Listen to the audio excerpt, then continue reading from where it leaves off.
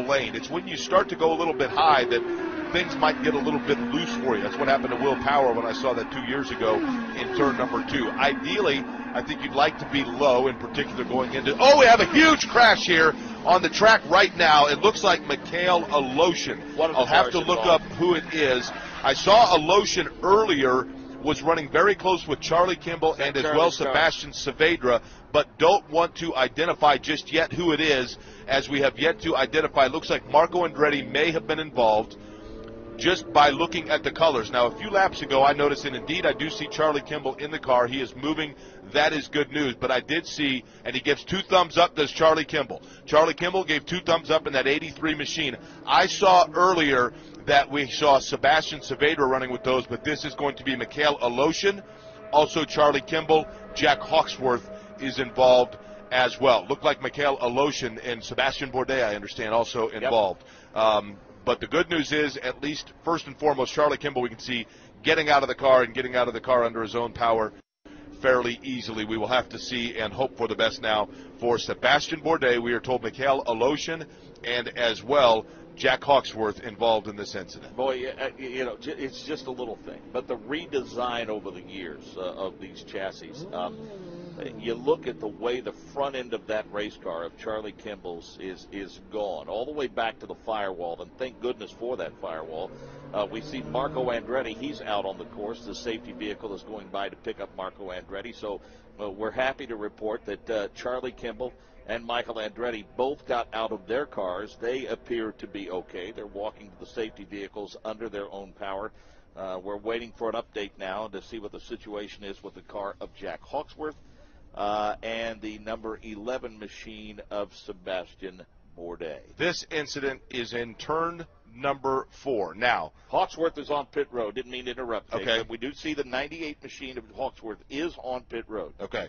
And it looks like they are working on Mikhail Aleshin, and this is probably going to end this session of this warm-up here. It is, because we at can the see Auto now, Club Speedway in Fontana, California. Jake, we can see now that a car got up into the fence, the catch fence portion of it, and has disconnected the fence.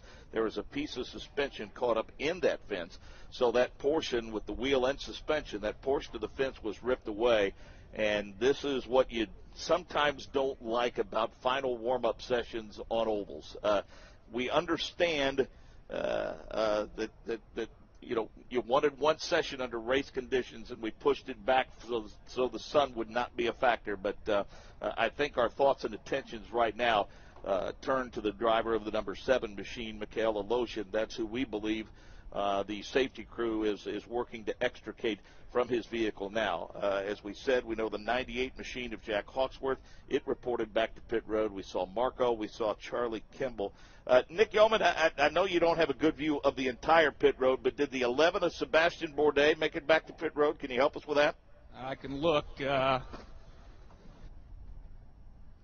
So while Nick Yeoman heads down pit road, takes a look at that, Jake Query, we can tell you that Ryan Briscoe was P1 after this session. Scott Dixon had a spin earlier. He was parked on pit road, but he managed to turn in the second fastest lap. Will Power, Charlie Kimball, James Hinchcliffe, your top 5. Elio Castro Neves, Tony Kanaan, Marco Andretti. The 11 of Sebastian Bourdais is back on pit lane. No communication from Mikhail Aleshin, according to those in his pit, so we can tell you Bourdais made it back to pit road. The other car involved, Hawksworth, made it back to pit road. We see Marco Andretti walking up pit road now, and we also know that Charlie Kimball was able to get out of his car, and he is, for all intents and purposes, okay. And the focus now and the attention turns to the number 7 machine of Mikhail Aleshin. Let me recap what it was that I saw. In the previous laps, I saw Charlie Kimball, Mikhail Aleshin, and Sebastian Saavedra running fairly close to one another. Nothing unusual. I think just working on the different field, but they did go 3 wide a few times. And then, as you and I were talking, I looked down to the screen. I think the camera moved over at the last time. They have not shown a replay, but definitely saw a car getting up into the air and getting the air underneath them. That clearly was the number 7 car of Mikhail Aleshin, and we can see that there is a substantial amount of damage done to the catch fence in turn number 4, and it looks like one of those Firestone Firehawks is in the catch fence itself. But, of course, our attention now is to the safety and the well-being of Mikhail Aleshin. As we have said many, many times before, Mark, and we'll say many times more, the Hamacho safety crew was there almost immediately. He is in the care of the best medical team that one could have in terms of auto racing when these things unfortunately do happen. Nick Yeoman is on pit road. Yeah, I made my way down to the pit of Mikhail Aleshin and spoke with a couple members of that crew. They have not gotten a word yet from IndyCar, and as well they have not heard from their driver, Mikhail Aleshin. Certainly, as we talked about, the intentions right now are to extricate him out of that race car, but the team standing down here and pretty nervous, Mark, because they have not heard from IndyCar or that driver.